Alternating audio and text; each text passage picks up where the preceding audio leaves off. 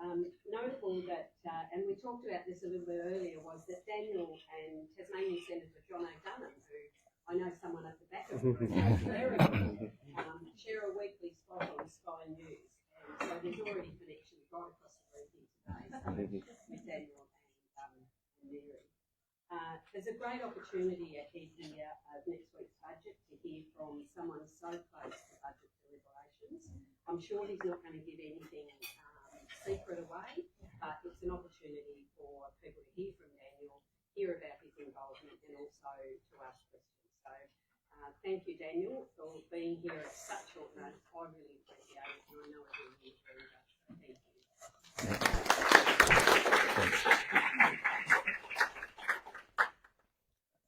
Oh, thanks, Anne. Well, can I also acknowledge the traditional owners of the land on which we meet and pay respects to elders past, present and emerging. Thanks, Ian. A wonderful event that you've drawn together, and good to talk to you earlier about the very wide range of organisations that you represent. And I can just tell from everybody's introductions earlier that I think there's a real cross-section of the community here in the room this morning. So I'm really interested in your take on economic conditions, but just your comments and questions on what you think the priority should be.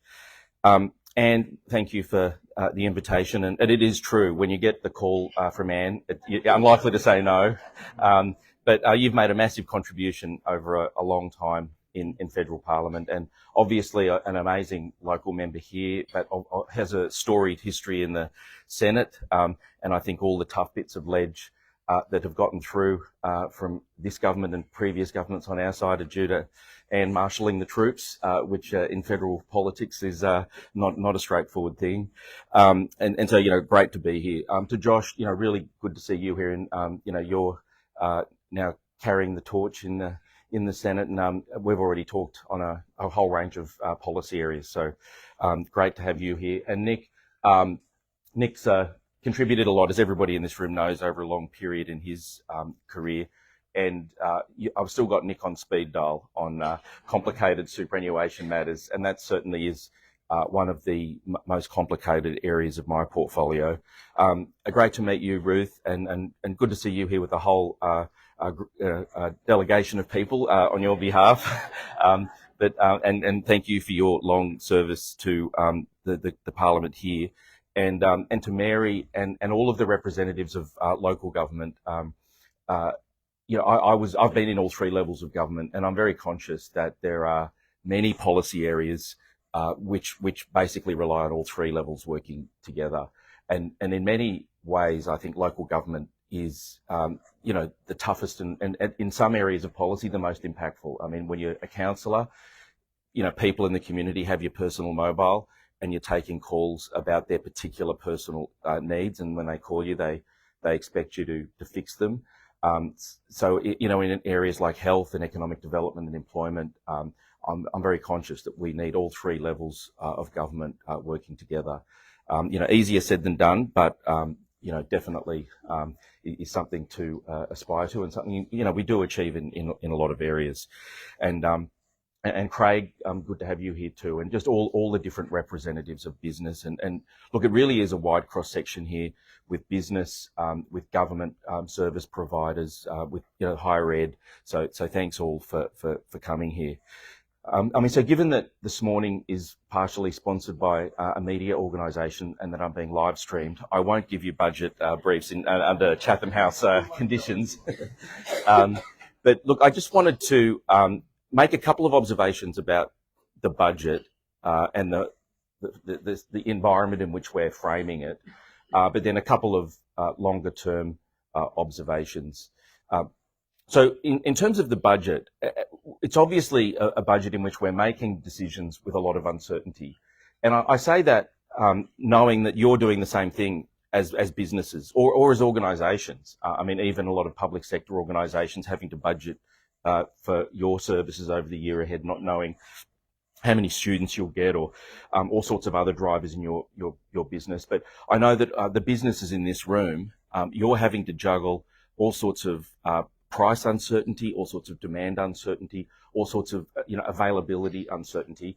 But just to flag, it's obviously something which the federal government is having to navigate. The war in the Middle East flared up in a way that I suppose to some degree was foreseeable, but the exact contours of that war weren't easily foreseeable. The other thing about the war is, and this is kind of stating the obvious, but I think it's worth putting out there, the macroeconomic impacts of the war are largely driven by the length and severity of the conflict. And I just put that out there because that is something which is completely unknowable at this point.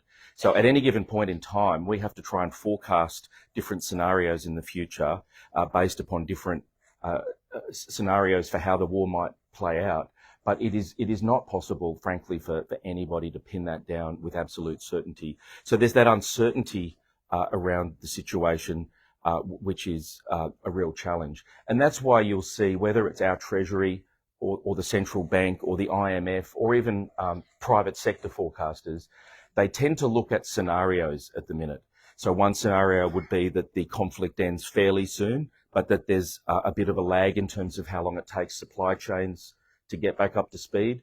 Another scenario might be that the conflict continues for a bit longer, and then the IMF has something disturbingly called a dark scenario, but you might put whatever label you want on that. But the fact that people are thinking in terms of scenarios, I think flags that there's just an inherent uncertainty and difficulty in predicting what's coming. Now, I think what that means is it's incumbent on governments and central banks and organisations to, in a sense, come up with your best forecast, but then to have built into your plans contingencies for if things turn out to be a bit worse than expected. So just to kind of give you that sense. Look, one thing the Treasurer has said, and one thing that I think is important to bear in mind, is that when you're in the middle of what economists often call a shock, so this is, an inflationary and supply side shock, we do sometimes think this is really a quite remarkable out of the blue thing. It's worth bearing in mind, I think, that if you look back over the last 20 years, we've now had 4 or 5 material shocks, all quite different, but you could go back to the inflationary impulse that was playing out when we came to power in 2022, which was all the supply chain seizing up after COVID, which some macroeconomists had suggested might occur, but to be frank, it wasn't forecast in precise terms by many at all. So there was that. There was COVID itself. There was the GFC, and many others. Now, some of these have been what economists call demand-side shocks, where governments have a lot of leeway to just lean in and spend a lot of money to provide supports and support the economy. Some of the shocks have inflationary impacts, more supply-side shocks, and of course they tend to put a bit more constraint on what government can do because you don't want to become part of the problem. But I simply say that we're in a shock, but we shouldn't imagine that this is the only shock that our economy has dealt with over the last 20 years. I think it's important to keep that perspective, but also we're going to have more shocks. We don't know exactly what form they will take. And I just raised that to say that I think one of the key themes coming out of this budget, but it was actually a theme of the government's policy all through the first term, is this notion of resilience. And I'll get onto that in terms of one of the longer term issues I want to touch on. But this notion of resilience is important because this shock will play out. I think the conflict will end at some point and then the supply chains will get back up to speed. But we also need to think about what is it that we do about resilience going forward. So we need to navigate this shock, but I think we need to think about this shock in that broader sense of how do we make our economy and our society more resilient. The second aspect of this current cycle that I think is worth bearing in mind is that it is an inflationary shock. I mean, that is something that the West has experienced before. There was obviously the oil crises in the early 70s and the late 70s. I mean, this is your classic inflationary shock in that it's a shock which has an impact on the supply of and the price of a key input that makes its way right through the economy. And we saw that play out yesterday in the Reserve Bank's decision. What it means is that the government needs to be mindful of inflation when it's leaning in.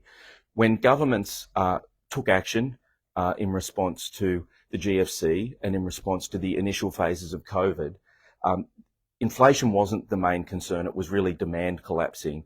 And so governments lent in. And this takes us back to a quote that I think I'm attributing correctly to Richard Nixon, where he said, we're all Keynesians now. And I think what he was saying was we can all look at all the macroeconomic debates between experts. And, I used to be an academic macroeconomist.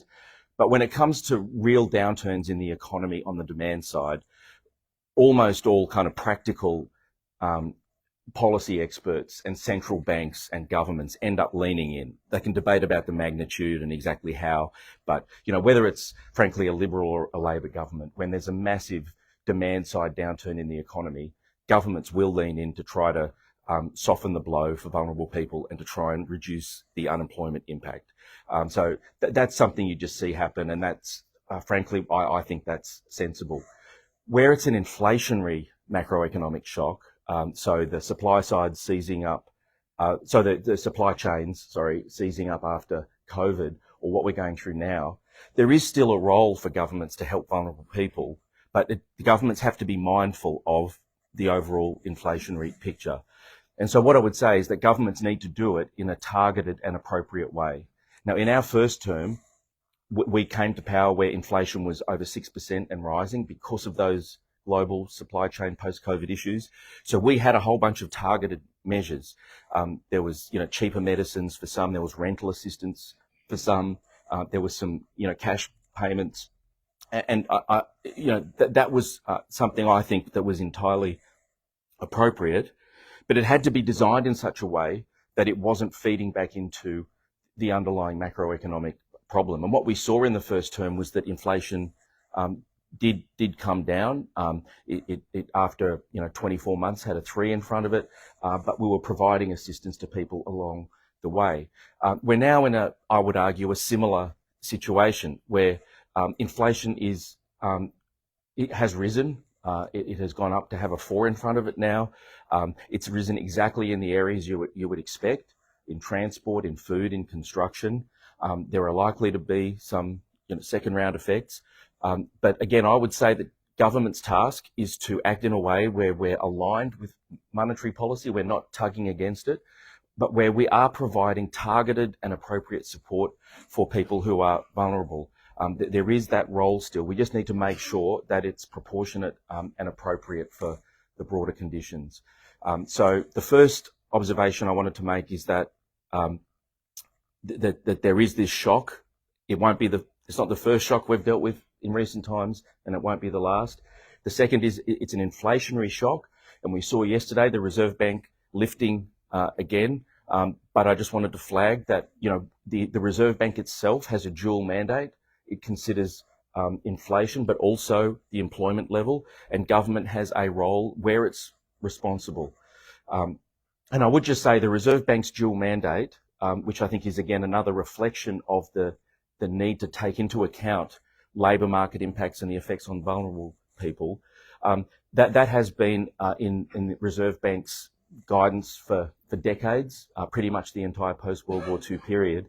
There are some other economies which lean a bit more on interest rates to get rid of inflation a little bit quicker, but a number of them went into recession in the period in the 22 to 25 period. That there's trade-offs there. You can reduce inflation a bit quicker, but you materially increase the risk of going into recession. You materially increase the risk of all the scarring that occurs, economic and social scarring from lifting unemployment dramatically. So again, for me, there's this balance where we do want to reduce inflation. Of course, that's key, and slaying the inflation dragon has always been the number one macro goal, where the Reserve Bank and the government are working in an aligned way. But I think it's important that our macro strategy does have some room for assistance for the most vulnerable and does take into account employment. I think that's an appropriate and balanced macroeconomic framing. The only other thing I'd say on the kind of the shorter term management, the third thing I wanted to flag is there's obviously a lot of detail to come out in the budget.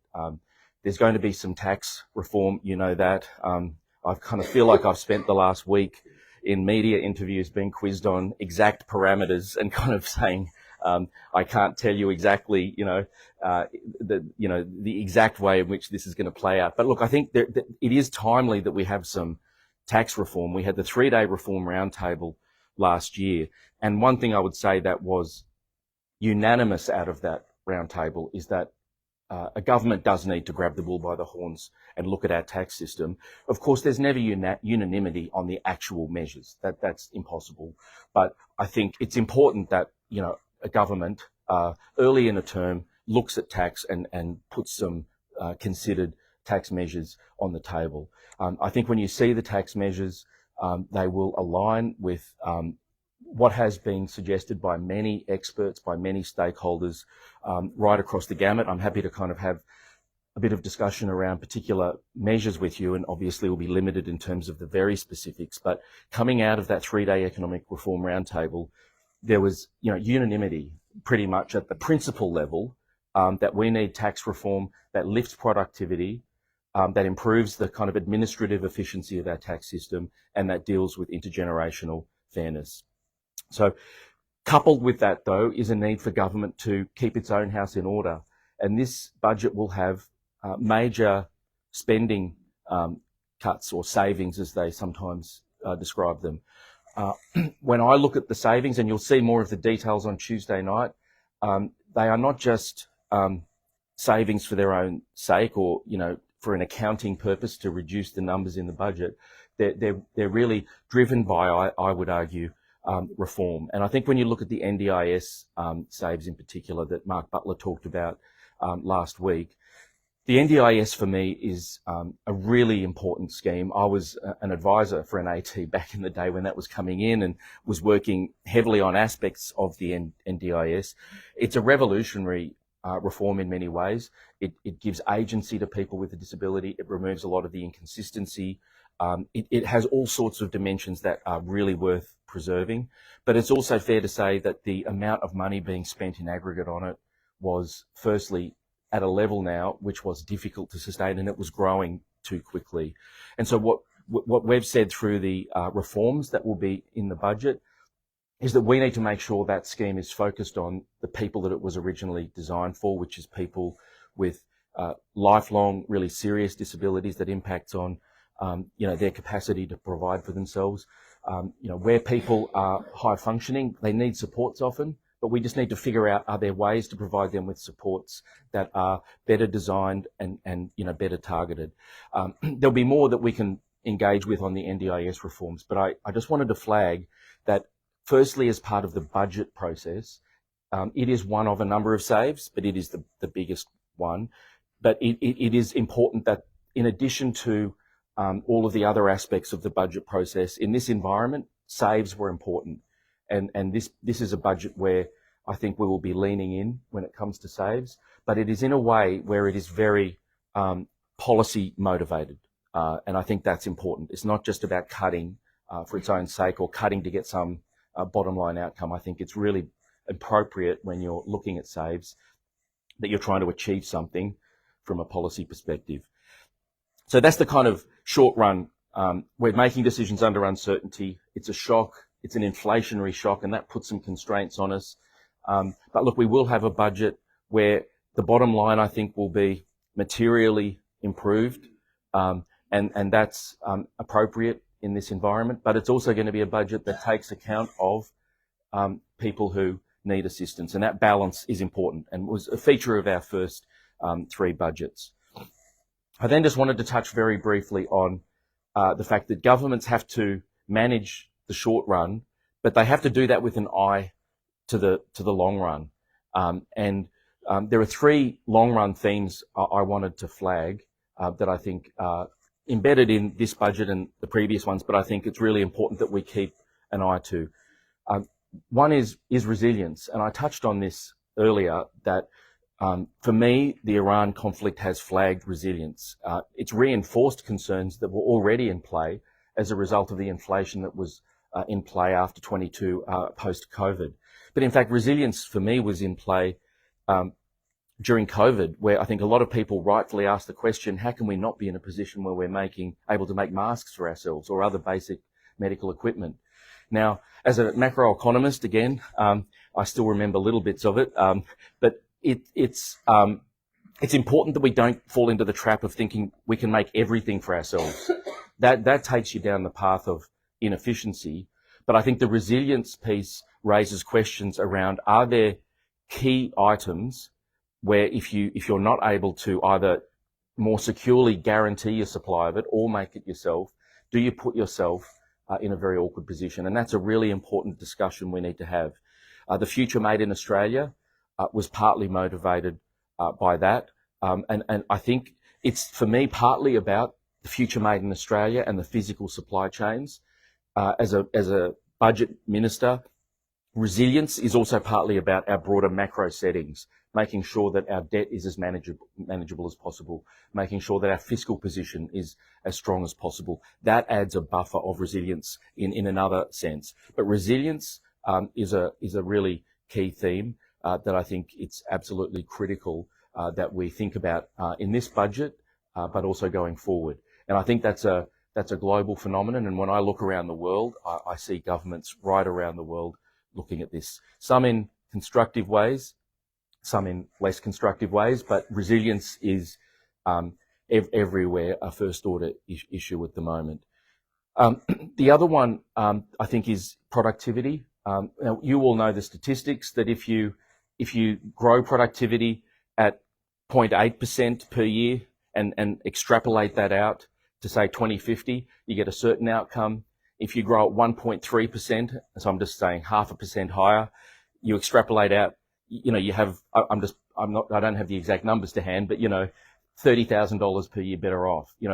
If you sustain slightly higher productivity growth rates for long periods of time, it makes an incredible difference. And some of the classic examples that are cited would be, North and South Korea after World War II, where it wasn't necessarily always huge productivity differences, but it was the fact that South Korea could sustain it for decades, and now they're worlds apart in terms of standards of living. Now, we sustained significant lifts in our productivity growth rates following all of the reforms of the mid 80s and early 90s. And to not be too partisan about it, some of the reforms from the first half of the Howard years, there was a period there where there were a lot of reforms, waves of reforms, opening the economy, floating the dollar, reducing tariffs, but structural reforms. There were tax reforms through that period. That led to 30 years of continuous growth. We have now come out of a decade of some of our lowest productivity growth in recorded history. Now, I don't want to over-dramatize that to make it sound like it's going back to biblical times, but, it's probably going back to the war, because that's when we kind of started recording this.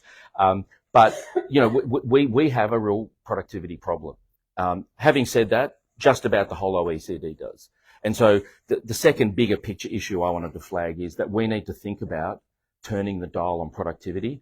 And it's not turning the dial, I don't think, in a huge way. It's not taking it from 1% to 5%. It's really taking it up a certain amount, maybe 0.5%, but sustaining that year in, year out over decades. That will make a massive change to our standards of living. Part of the challenge, I would say, is that we are now much more of a services economy, and productivity growth, I think, is inherently harder to achieve in a services economy. But nonetheless, this is the challenge that we have, and I think this is something that is a feature of the budget, but I think it will be a feature of budgets to come. The intergenerational report is a really important feature of government reporting and accountability now. It flags that, like all advanced economies, we are aging now in quite a pronounced way. I mean, Nick knows this very well from all the policy work you've done on super, and super puts us in a good position. But that kind of demographic shift raises some real issues about how we manage that productivity challenge going forward. Productivity growth is right at the heart of a lot of areas. I mean, the passage of the EPBC Act. I know there's issues in, I think this region and Tasmania broadly around those kinds of issues around approvals. Can I just say the Prime Minister and the Treasurer and obviously Minister Watt are zeroed in on trying to improve that. It's not a straightforward set of issues. But the passage of the EPBC Act late last year was not a straightforward process, but a really important one. And, I've talked to the author of the report and other economists, and, from different vantage points within the profession, I might say, but and even I've talked to a lot of business leaders, there was pretty unanimous support for just having passed that, even if sometimes we can debate at the fringes different elements of it, but that was a real productivity gain. But, we need to sustain that momentum in a range of other areas. The third issue I wanted to raise, and this will be the last one, and then we can get to Q&A, but the third longer term issue, and again, it will feature in this budget, but it is this notion of intergenerational fairness. I just wanted to make a couple of contextual comments on intergenerational fairness. Firstly, I don't see it as a zero-sum game, and sometimes it's framed as if you're raising intergenerational fairness because you're wanting to remove some barriers or constraints for younger people. Some people inherently frame that as, well, who are the people losing out? And I just wanted to flag, I don't think it's a zero-sum game. A lot of the measures, I think, about helping young people by removing barriers for them can be measures that are win-win. Not always, there are trade-offs in life, but I just want to say it doesn't always have to be framed in that way. Secondly, it's not all about tax. There will be some tax measures where that is the frame. There are other measures that I would say have been motivated by what I would call intergenerational fairness. For example, the 20% cut in HECS was something that was skewed towards younger people who had accumulated quite a significant debt, which was impacting on them in all sorts of ways. That to me was really about saying, and I'm a big supporter of HECS because I think it's appropriate that people who get the benefit of higher ed contribute a bit back, but it's also appropriate that the state contributes some of it. It's not a full user pays system. The HECS system is ingenious in that it also does it in such a way that you do it later on in your career where it's less of a barrier, so it's not an upfront barrier. I think the problem with HECS, or the risk with HECS, is that if the payments are cutting in too early, that can become problematic for people who are often in a stage of their life where they have a lot of demands on them and perhaps dependence. But secondly, one always has to have an eye to what is the balance between how much is the individual contributing and how much is the state contributing. And it was definitely the case with HECS that the individual component had been creeping up over time. And one of the architects of HECS, a person who I have a huge amount of admiration for, Bruce Chapman, himself agreed that it was time for a bit of reweighting. So that 20% reduction, I think, was very strong on policy grounds. That to me was about intergenerational fairness. It was about saying, here's this cohort of people where there's a burden impacting on them in all sorts of ways. Let's lift that burden a little, but they're still going to be contributing substantially, but let's lift that burden a little. Another example of intergenerational fairness for me is the 5% deposit, where the housing market has changed in many ways over the last 40 years, and I'm sure there'll be many views in this room on that. And by the way, I totally agree, supply has to be the focus, and that is very much the government's focus. But just to look at one aspect of the changes in the housing market, the shift in income to house price ratios has been marked and persistent over decades. And it's one of those shifts where it's kind of been gradual, but because it has continued on for so long, it has led to a sea change in the relationship between the income of someone borrowing and the asset that they're borrowing for. And again, I won't get the numbers exactly right. I should have researched this in advance. Apologies. But I think it was something like in the order of 3 to 1 back in the 1980s in terms of asset value to income for the median house. And now it's something like, I think, 8 to 1. Now, what's also happened in that time, and this is part of the reason for that shift, is that there has been a global shift down in interest rates, particularly with some of the quantitative easing post GFC. Now, some of that's obviously been unwound in the years since then, but that was part of it. But even though on some measures, the repayment to income burden isn't necessarily that much higher than it was going back a few decades, what is clearly much more of a burden is saving the deposit. So to save a 10 or 20% deposit on a house where it's at an 8-to-1 ratio rather than a 3-to-1 ratio is a huge burden. And what makes that all the harder is where, as you're trying to save that deposit, that ratio continues to worsen.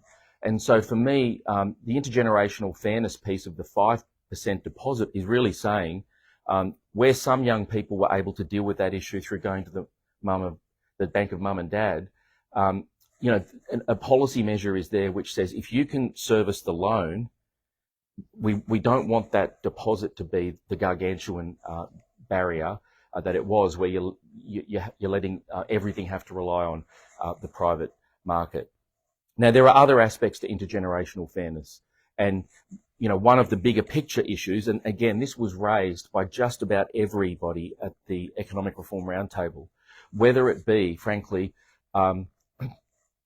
business or academics or policy experts or unions or civil society, just about everybody raised this notion that we need to have a look at the taxes on what you might call passive income versus labour income. And to some degree, that's an economic issue, but to some degree, it's also an issue of intergenerational fairness, because younger people, and particularly younger families with dependents, are obviously relying more on labour income. So that's simplifying it. There's obviously all sorts of nuance in that discussion. But I just wanted to flag, I think that, you know, in a debate where there was a wide range of views on just about every issue, on that one, just about everybody agreed that has become a material issue we need to turn our mind to. And now the question is, like, what do we do about it in a concrete way? I mean, you'll find out on Tuesday. I think there's already been some hints about certain aspects of that. But I think I just wanted to flag that broader issue is one that was raised by, again, I'd say just about everybody. And it was a closed forum, so there wasn't direct reporting of what was discussed, but a whole bunch of people who were in that forum were free to report their views outside the room, and many have, in a constructive way. So I just flag that I think that for me is the framing of the intergenerational fairness. It is a big theme in our society at the minute. I just want to reinforce, I don't think it's a zero-sum game. It's about more than tax, but clearly it is, you know, partly about tax, and I think that the budget will address that in some manner. So broadly, look, it's great to be here. It's obviously an exciting time to talk to you about the macroeconomy. In some senses exciting, but slightly frustrating in that one or two of the details I can't discuss. But look, thank you very much for the invite. I mean, the only disappointing thing about my trip is that I was wandering up and down the beach at 10 p.m. last night with my iPhone on, trying to show my daughter a penguin. And I think I got out there just a little bit too late. But even still, my daughter at 12 is thoroughly unimpressed with just about every aspect of my job. And when I talk to her about anything to do with, you know, economic policy or business, it's not exciting. But me wandering up a beach trying to find a penguin is probably about as good as it gets in terms of trips. But look, thank you very much. That's just a sense of, you know, kind of what my thinking, and to some degree I think that the government's thinking on some of the issues we're grappling with. But I'm really interested to hear from you. I mean, can I just say I find these forums invaluable because while I think we have one of the best public services in the world, with Treasury, with Prime Minister and Cabinet Finance and the regulators, I'm very conscious that not all wisdom you know, is up in Canberra. I'm very conscious of that, and it's very important that you know, people, you know, like Anne and Josh and myself hear from people in the community about how things are actually playing out in the community. So thanks for the chance to talk to you today.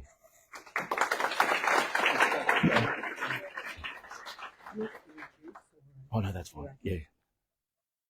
David, just a couple of specific questions and then a broader overall. We represent the small business sector. The low cost asset threshold has been extended temporarily year after year to $20,000. Sometimes going to be any changes to that? Obviously, there's a lot of discussion around capital gains tax. Is there going to be any changes to the small business CGT concession? Then there's an overall tax comment, I suppose. Has there been discussion around maybe just broadening the base of GST and increasing the rate? Maybe you can subsidise those people that need it more, or maybe the state can look at some of their poorer taxes like payroll tax and duties rather than just GST.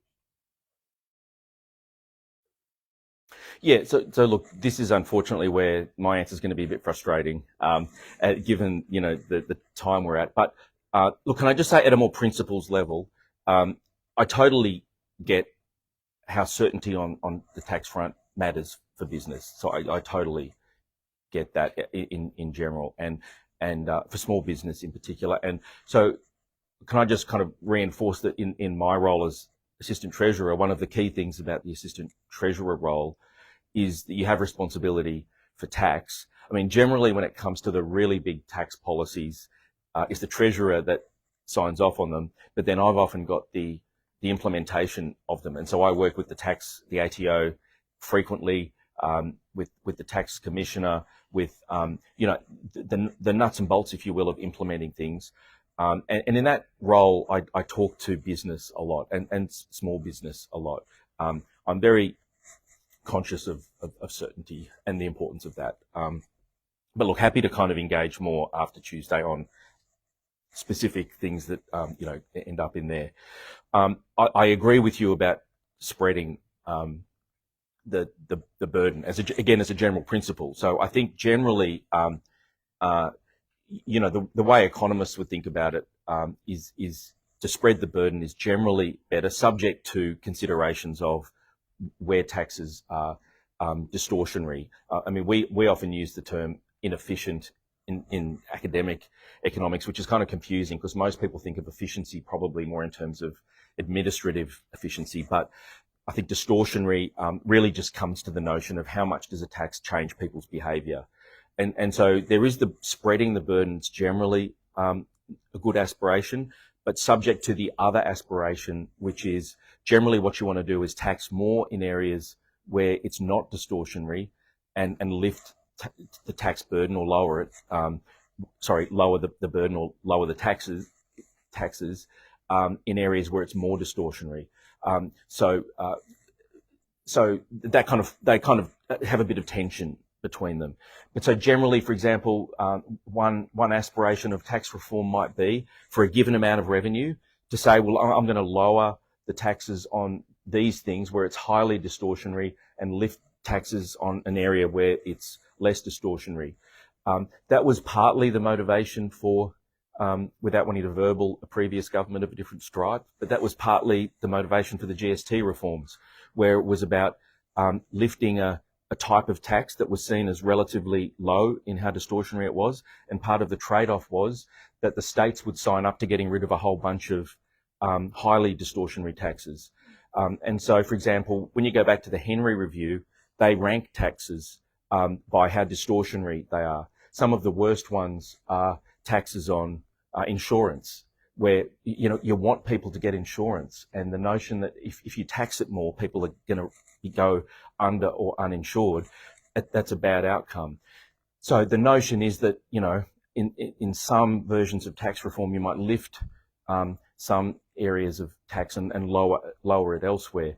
But the difficulty is that flies in the face of that broadening and lowering that you just talked about. So that's for me one of the big tensions in tax policy. Then how do you factor in the threat or the opportunity of AI into the board estimates?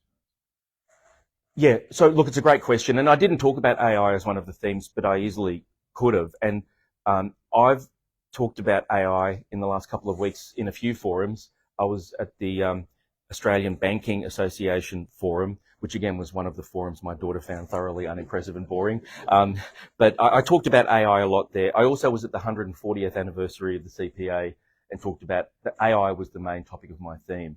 But, whether it's banking or accounting or insurance or your businesses. I mean, it's everywhere.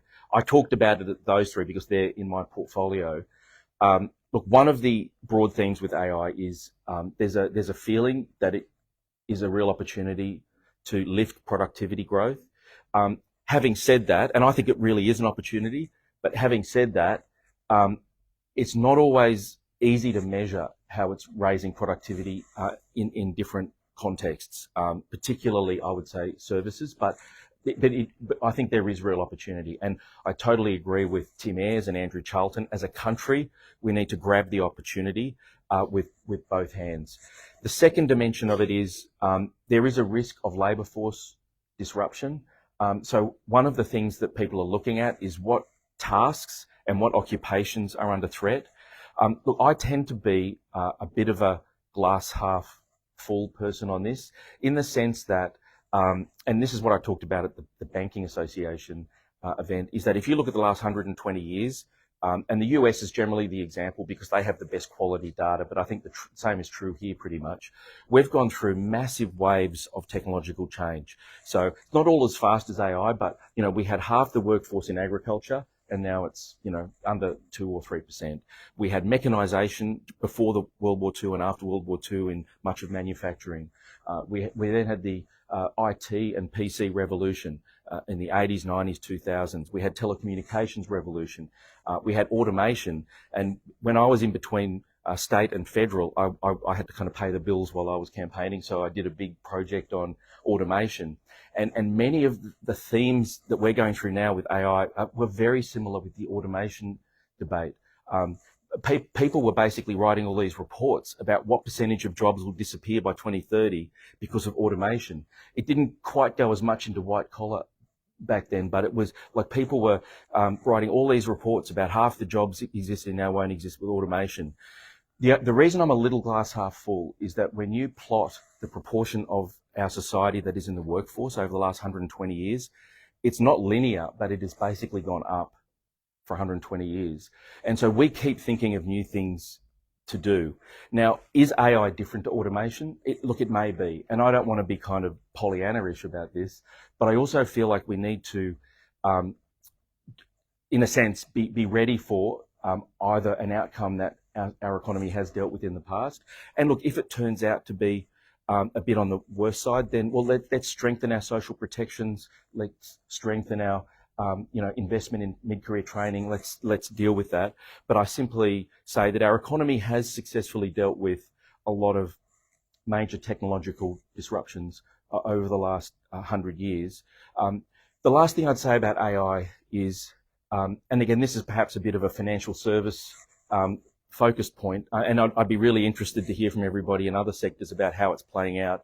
But I'm very conscious that it's playing out in quite nuanced ways. So, for example, when I spoke at the accounting dinner, I kind of worked through a whole bunch of tasks, and like AI is replacing a lot of tasks, like a lot of research, a lot of calculation.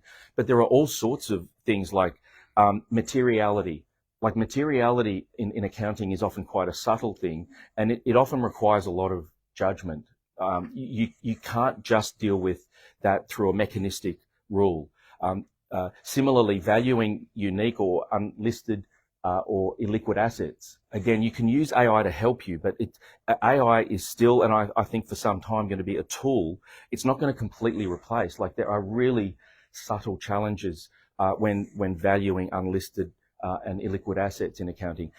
Not so much to get into the detail, but simply to say in all sorts of professions like accounting, the law, financial advice, AI will definitely replace some aspects, but there's real nuances to expertise, to judgment, to ethical, the ethical side of things that humans bring. And I think that won't easily be replaced. And the final thing on AI that I'd flag is that, and again, it's focused on my profession, but I think it's going to be true in a lot of areas. If you look at banking and scams, AI is being used by the perpetrators of scams in a very sophisticated way, but AI is now being used by the regulators. AI is also being used by the banks, and I'll give them credit on this front. I mean, I have a go at them on a bunch of fronts, but I'll give them credit on this one in that they've now got, the big four banks have hundreds of people in call centres calling up people in advance of a transaction being finalised to say, we actually think this transaction's not right. And I had an 85-year-old Vietnamese background couple come into my electorate office on a Friday morning. The night before, the woman had tried to activate a transaction where she'd seen a video of the PM on Meta, basically encouraging her to invest in this dodgy thing. Very convincing video. So she tried to activate a $500 transaction, which is not huge, but for her it's a lot. The Big Four bank, and it was ANZ, by the way, so just to give credit where credit's due. But the Big Four bank said, no, we don't think you should do it. And she persisted, and she kept saying, I've done my due diligence, and they said no. Then she got her husband to try and do it, and they told him no. Then they came into my EO to complain, and basically we all watched the video, and we told her, no, this thing's fake. And then she had a good laugh about it. And the husband took me off to the side afterwards and said, my wife was very angry, presumably at the ANZ. But I simply say on AI, it's also interesting. It is going to be the cause of a lot of risks and problems. It's also probably going to be the solution to it. I'm conscious that in government we're on both sides of that. And then finally, I'd say there's a whole bunch of regulatory challenges. In that I agree with Tim Ayres and Andrew Charlton. We need to lean in as a community to take advantage of the opportunities. But, what do we do about the privacy aspects? What do we do about copyright?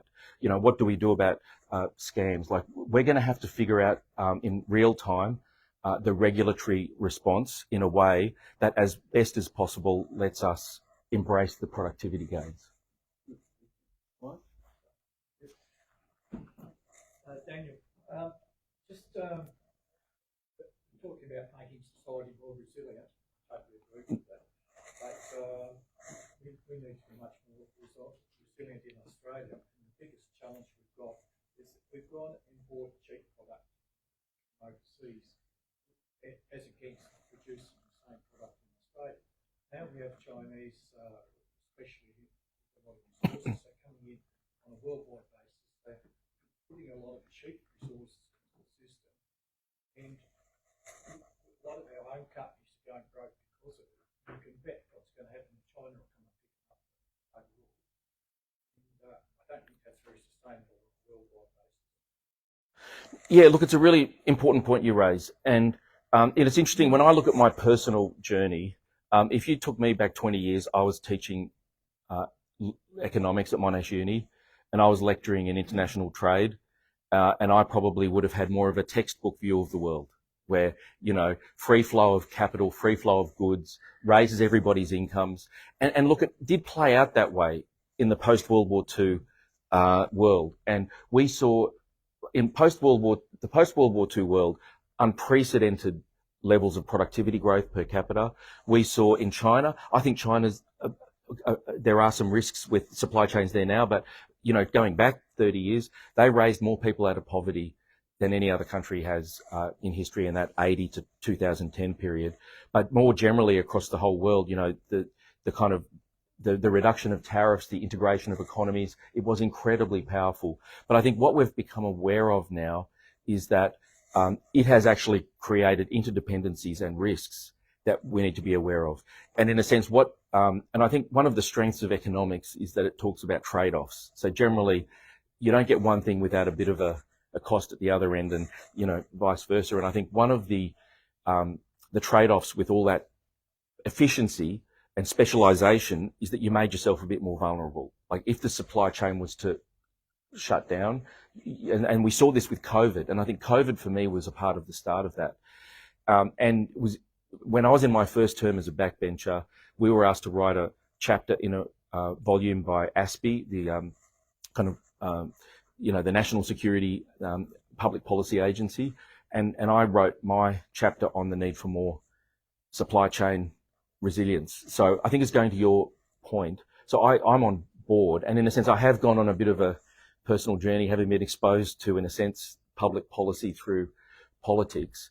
The only flip side I'd say, and the trade-off the other way is, we do need to think about making more things here, but we're not a big enough economy to make everything. And, we're not going to make flat screen TVs here, and it would be kind of inefficient for us to try to make everything.